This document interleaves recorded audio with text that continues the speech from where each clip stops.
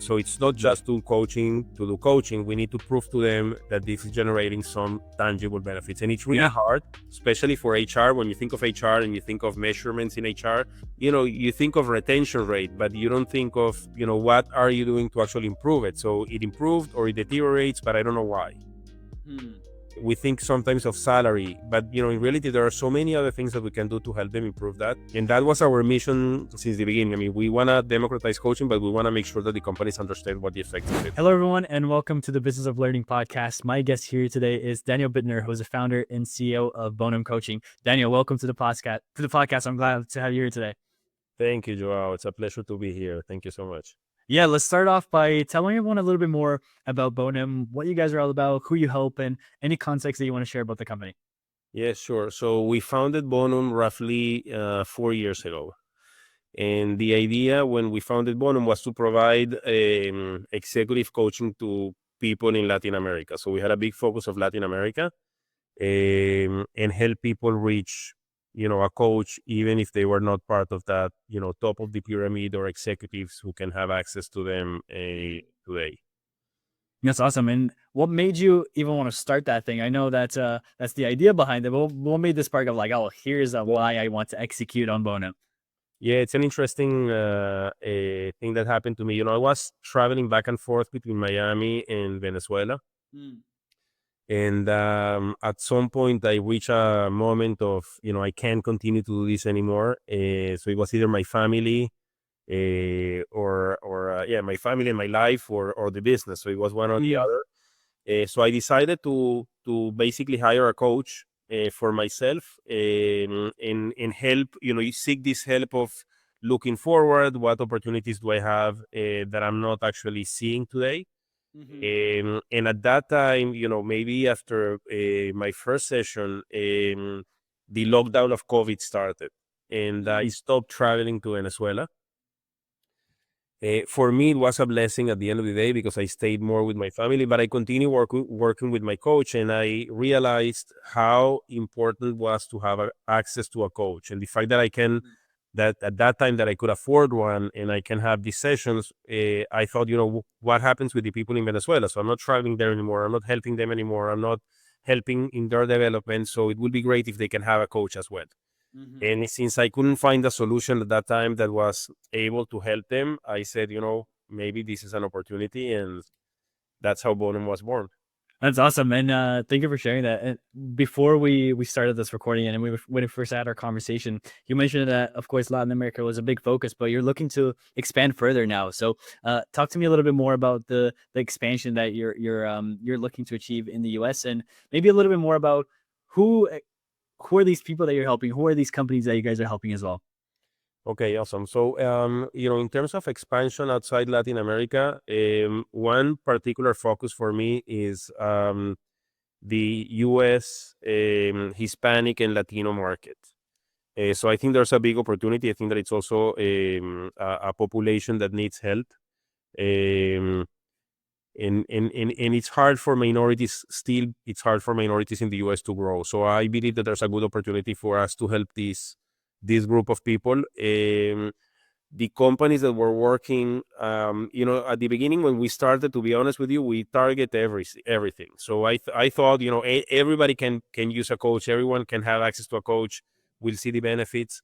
I still believe in that, but I realize today that not every company, has the mindset or see the idea of coaching as potential to develop people. Not yet. So I'm working more with companies that have this mindset of developing people, ideally companies that have a talent development department. Either have been using coaching sporadically or they have not been using it because they don't know how to use it, but are very much aware of the benefits of using coaching.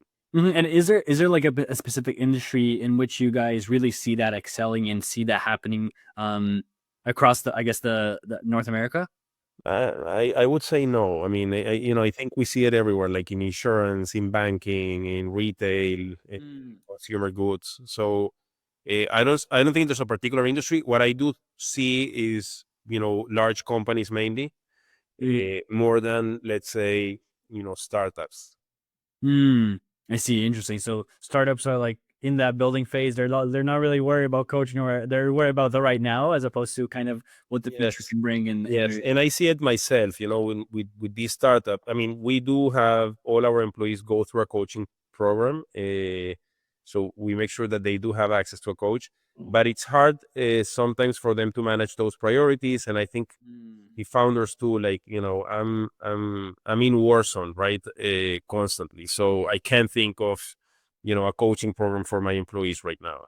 Yeah, 100%. And what's the vision that you're having right now for Bonum at the moment? Of course, I'm assuming you still want to excel in Latin America as much as possible, but as the expansion starts coming to the US, and you mentioned working with a lot of the Hispanic Latino minorities, which I also I mentioned to you in our first call. I'm also happen to be from Brazil, so I definitely relate to that side of things too. Um, but it's interesting because you obviously have the side of things in which Bonum is working with all these companies. Is there also the individual side of things where you're working with specific individuals who are looking to do a specific career, or pursue a specific path? Like, talk to me a little bit about how that split works with you guys internally. Yeah, sure. So right now we are focusing mainly on, I would say, our focus is company. So it's a B2B relationship right now. We just launched a mentoring software, in a way similar to the coaching platform, but we're helping companies manage the mentoring programs that they do have. And this comes based on a request from one of the customers that we're working with. I think we will get into AI very, very soon. Um, and with that, I think we will explore even more the potential of B2C. Mm. So, there's I don't know if I have all my numbers in all the numbers in my head, but um, there's a number of coaches that can do, if you have them do 40 sessions per week, which is a lot to each one of these coaches. They can reach, I don't know, maybe 5 million people, or there's billions of people in the workforce. So it's impossible, even if you take all the coaches that are certified and have some credentials, maximize their calendar and do coaching for everyone, that you can actually reach the full, amount of people that are working. And so my thoughts are more into how can I get to more people. And I think that's when, potentially the B2C business will open up. Interesting. Thank you for sharing that. And I'm wondering how you're thinking about um, the side of things of the company. Obviously has many things in the ways that you guys are operating, the things that you're currently doing at the moment. But as you're looking towards possibly bringing people on, hey, here's the people that we actually think are the right fit to be able to deliver all these things. One, how do you look at the people coming on to Bonum itself? Like, hey, are we getting the right person in the right seat? Are we getting the right coach to deliver the right service? But also, what's the thing that a lot of the companies that you work with really see the value in what you guys are doing? Like, hi, this is the thing that really gets us to see the investment and the value that we get from working with Bonum, and why we would pay it over and over and over again to keep working with them. Okay, no, those are two great questions. So the way that we see the people that work in our team, it sounds kind of maybe cliche, but the purpose is really important. So when you have people, and I would take, let's say, technology, you're a programmer, you just, writing code, or, maybe having ChatGPT today write code for you. Somehow you're delivering code. If you don't understand that what you're doing will help people on the other end, and how the actions that you're taking will help them out, it's really hard for those people to work well in Bonum. So, for us, it's not just another job, which is delivering code to any, let's say, company out there. You're delivering code to help people connect to a coach and be, a better leader, a better manager. So I explore a lot that piece, the piece of, is there a connection with what we're trying to do at Bonum? And surprisingly, the people, I mean, we're still a startup, but we have people that are with us since the very beginning of Bonum, and they're still with us. And we probably don't pay the best. We probably don't give the best benefits. We're probably not the giving the best swags or shirts or whatever. Sure. But they're still with us, and I think they're still with us because they feel that they are contributing to making a difference. So when I think of the companies that are working with us and they repeat and repeat with us, I think all of these companies are looking for an excellent service. So they want excellence in whatever we're delivering. And I think what they like about, or the reason why I would say they come back and again, based on the feedback that I have from them, is the service that we provide to them. So we are there for them. So they need a change in the platform. They need a change of a coach. They need a new report. They need a presentation to senior management. We are there. So, serving that community that way is what I think keep us with them. And I think that's one of the main differentiators, to be honest with you.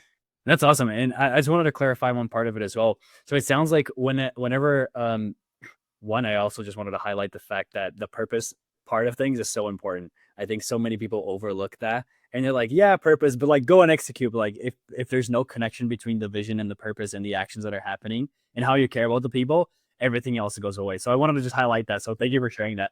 But so when you're working with a lot of these companies too, it sounds like there's a whole plethora of things that you guys can help them with. It doesn't matter if it's a presentation, if it's a training, if it's changing the coaching or whatever else. But so is that exactly the case? Am I mistaken in where you guys have a broad view on what you can help them with, or is there usually more specific parameters of like, hey, we really help with recruiting and training internally, like that's our kind of bread and butter, or is it all over the place? No, we actually only do coaching. I mean, we just launched the mentoring platform. We don't do mentoring, so we don't have mentors in our platform. We just offer the service of, here's the software. We do coaching, and that's all we do. So if there's a company that comes to us and says, I need to do some type of, training, or I need a learning tool, or we can sit down with them and take a look at what they have explored so far and recommend something or give our opinion, but we don't do it. So we're very clear with them. The business can potentially be bigger if we end up doing more, but it wouldn't be as good. I think like, having focus on something, it's what makes us good. So we only do coaching.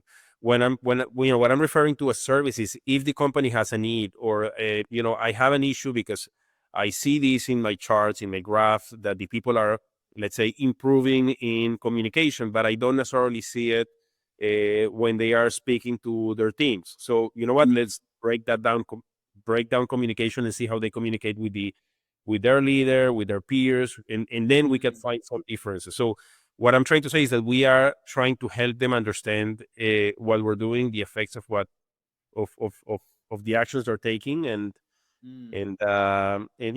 being at their service. Yeah, that makes more sense. And the reason why I asked that question is because nowadays I think coaching is such a like a woo word. People are like, oh, coaching, what does that even mean? Like, right? So I wanted to delineate of like, hey, how are you guys looking at this internally? Is it just general coaching? Is it coaching on a specific type of thing? Like, what's the value that a lot of people see to say, hey, this is the value that I'm getting from this specific type of coaching, as opposed to I guess the negative connotation that usually happens of like, what even is coaching? So yeah, that makes sense in the way that you explained it now. Yeah, and you bring a very good point. Like, there's a lot of coaches out there. I would say that there's a lot of them that are not really qualified to do what coaches of Bonum are doing. So we do executive coaching. That's our bread and butter. We don't do life coaching, even though I think that life coaching can be great. We don't do life coaching. We do executive coaching, and I think all the coaches, all types of coaching can be great. Like, I have spoken in open in LinkedIn. I just ran a half a marathon, and I had a marathon coach, a running coach. So I think, for me, that coach was amazing, and it helped me. But it's one type of coach, right? So we don't do marathon coaching. We just do executive coaching. Yeah. I might hire you for a half marathon coach, because I'm gonna be here running a half marathon. I think I told you at the end of this month. So I'm gonna hire you for that one. Get the experience for myself. But and it makes so much sense. So I appreciate you clarifying that as well. And talk to me a little bit more about, as you're looking to the future and the vision that you have for Bonum and the goals that you guys have, what do you think are some challenges that stand in the way of achieving those things? The biggest challenge for us is, getting to customers. I would say that's the biggest challenge. So there are companies that are very clear that coaching can be, uh, a game change for them. And there are companies that still see coaching just for the top of the pyramid, and there are companies that don't see coaching at all. So they don't even, they haven't even thought about coaching. So reaching to those companies is usually hard. So having that initial conversation, sounds like? Having that initial conversation and then making sure they understand what the benefits of coaching are. So we have lately started doing with a few customers that we have been working with them for over 3 years. Large customers where we have impacted more than 100 coaches, let's say, with those companies. We started the calculation of the return on investment on those coaching programs. Yeah. And I think once we have those cases published, I mean, once we get the permission of the companies and we can publish those cases, and you can see, wow, this big company was able to achieve 5 to 6 times return on investments, and they saw, a percentage of reduction in or increasing retention rate, or improvements in the end of the year evaluations. Then I think it will help these companies understand the effects of it. Yeah, for sure. Because I think it's always the side of like, hey, they have to be educated on the right things, and they have to understand these things. There also has to be some level of trust, which is where the case studies, the social proof comes in so handy, because if they are able to see the value up front, but not only that, the value on the back end that they get on the investment, it becomes so much easier for them to make an informed decision and then obviously follow through on the back end. So Totally. And from day one, Joao, we said we need to calculate what the company is getting out of this. So it's not just to do coaching. We need to prove to them that this is generating some tangible benefits. And it's really hard, especially for HR. When you think of HR and you think of measurements in HR, you think of retention rate, but you don't think of, what are you doing to actually improve it? So it improved or it deteriorates, but I don't know why. We think sometimes of salary, but in reality, there are so many other things that we can do to help them improve that. And that was our mission since the beginning. I mean, we want to democratize coaching, but we want to make sure that the companies understand what the effects of it. It's awesome, and I really like that. That's a highlighted thing that you guys are looking for, because so many companies that I've spoken with, you'd be surprised. They're like, yeah, here's what we offer, and here's why it's great, but there's no, the here's why it's great is like empty. It's like you open the door and there's like nothing in the room. And you're like, oh, okay. Just like everyone else, which is something that it sounds, from the sounds of it, you guys are not doing. It's like, hey, focus on the value, focus on the return on investment, focus on the things that are actually tangible for them to hear, which is awesome. I have one final question here for you, Daniel. Yes. Which is actually not a question from me. It's a question from my last guest to you, and they had no idea who you were. So, are you ready for the question? Yes. All right. Here's a deep one. What do you think is the most important thing for you in life at the moment, and why? Wow. Yeah, this is a deep one. Usually they haven't been this deep, but you got caught on the crossfire for a deeper one. I think, today the most important thing, maybe I would separate it in a couple of parts. Sure. Really, most important thing is the family. So, I'm a big family guy. So, love my wife. I have 3 kids, and I think usually of family, also extended family, right? I mean, siblings and mother and my in-laws, and but to have that core family together, for me it's super important. And related to that, which is the second part, it's not just the family, it's the legacy, right? So I envision, what I would love is to have like a huge family, right? So I want to be this grandpa with grandkids. And when I think about, legacy and about a big family, I think, what am I doing? What's my contribution to them and to this world? And that's how, in a way, Bonum connected so much with me, because I was able to find something that really had a purpose behind, that can help people. So, so it's my, let's say, little way of living something in this world that can make it, maybe a little bit better. Yeah, no, that's awesome, and I really like that. I also I resonate with the fact that you said big family as well. Like, hey, if I'm a little bit older and I have a full football team, full soccer team for me to play in the family barbecues, like like I created this entire thing here, that would be awesome too as well. So I resonate with that as well. Absolutely. But yeah, Daniel, thank you so much for your time. This has been such an incredible conversation. Where should people go if they want to learn a little bit more about you, or maybe a little bit more about Bonum? Sure. They should definitely visit our website, www.bonumcoaching.com. And they should follow me or connect with me in LinkedIn. So I'm very active right now in LinkedIn, and trying to share some learnings with the community. Amazing. Well, I'll leave everybody here, everything below here, so you can easily check it out if you'd like. And Daniel, thank you so much for your time. I really appreciate it. Wow, thank you. Yeah. And for everybody else, I will see you on the next episode. Take care.